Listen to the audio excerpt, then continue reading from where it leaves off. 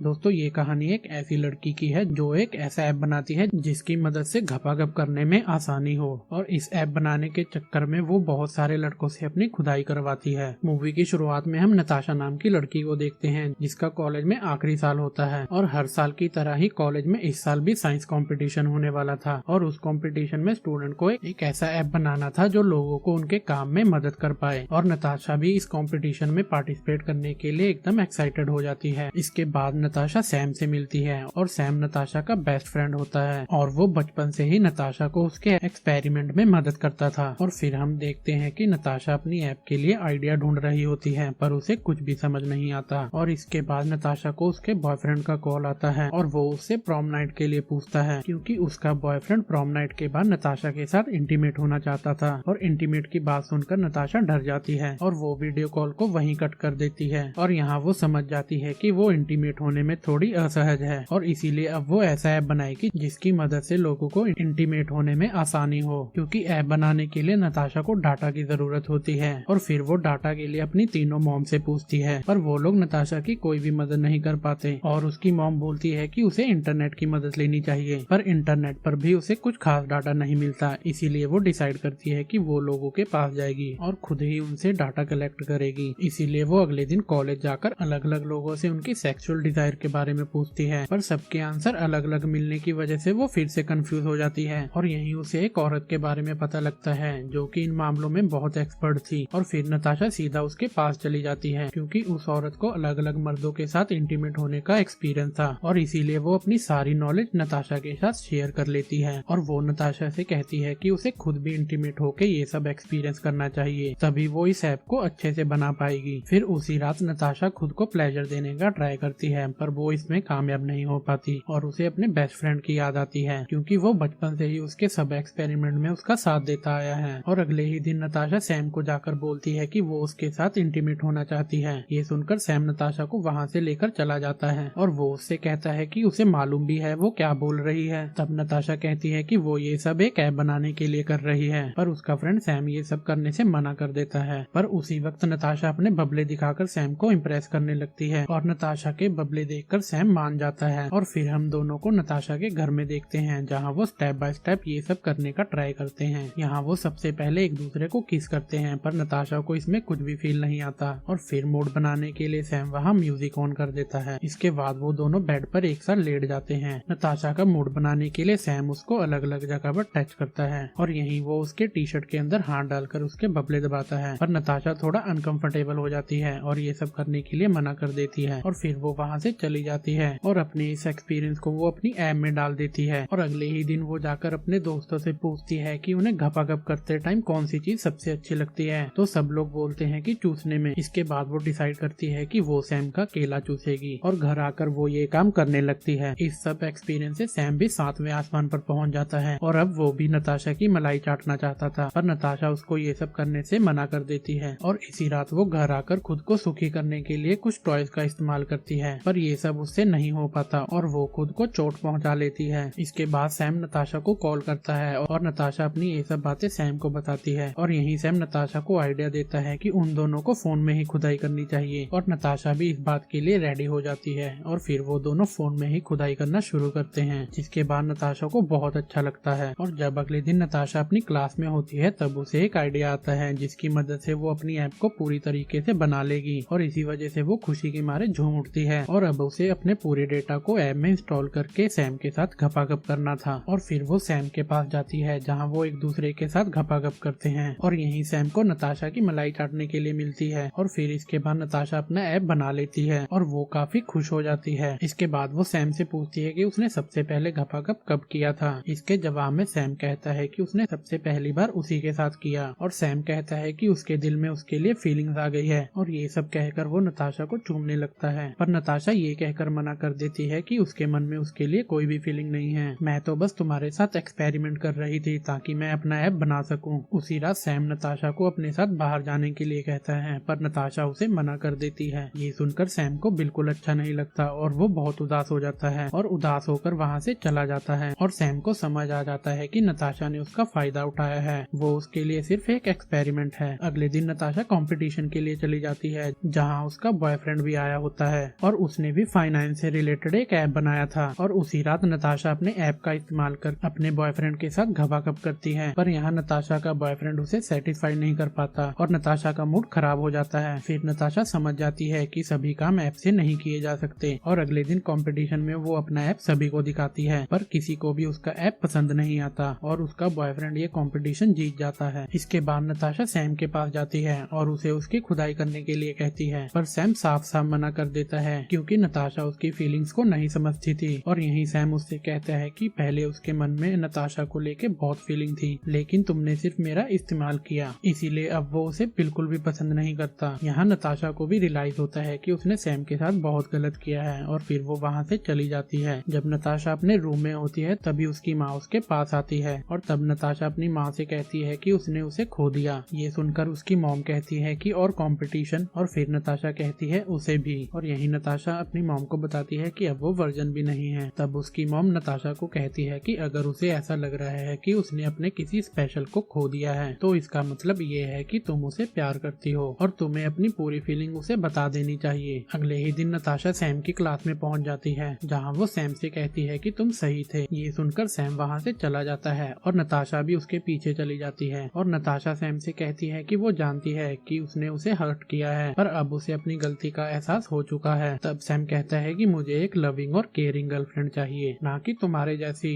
जो सिर्फ दूसरों को इस्तेमाल करना जानती है। तभी नताशा सैम को अपने साथ प्रॉम नाइट में जाने के लिए कहती है पर सैम इसके लिए मना कर देता है और तब सैम कहता है कि उसे तो अपने बॉयफ्रेंड के साथ प्रॉम नाइट में जाना था। पर ये बात सुनकर नताशा उसे आई लव यू बोल देती है, पर ये सब सुनकर भी सैम को कोई फर्क नहीं पड़ता और वो वहाँ से चला जाता है। और फिर नताशा खूब रोने लगती है जहाँ उसे रोता हुआ देखकर एक औरत उसके पास आती है और वो औरत नताशा से कहती है कि अगर वो सच में उससे प्यार करती है तो उसे कुछ ऐसा करना चाहिए जो उसे पसंद हो। ये सुनकर नताशा एक लड़की के पास जाती है जिसे सैम बहुत पसंद करता है और सैम उसी के साथ प्रॉम नाइट पे जाना चाहता है। इसीलिए नताशा उस लड़की के पास जाकर उसे सैम के साथ प्रॉम नाइट में जाने के लिए कहती है और वो लड़की नताशा की बात मान लेती है। और आगे हम प्रॉम नाइट का सीन देखते हैं जहाँ सैम उस लड़की के साथ डांस कर रहा होता है और नताशा भी उसके लिए बहुत खुश होती है और ये फिल्म यही खत्म हो जाती है। उम्मीद करता हूँ आपको आज की वीडियो पसंद आई होगी। मिलते हैं किसी नए वीडियो में। Till then bye bye.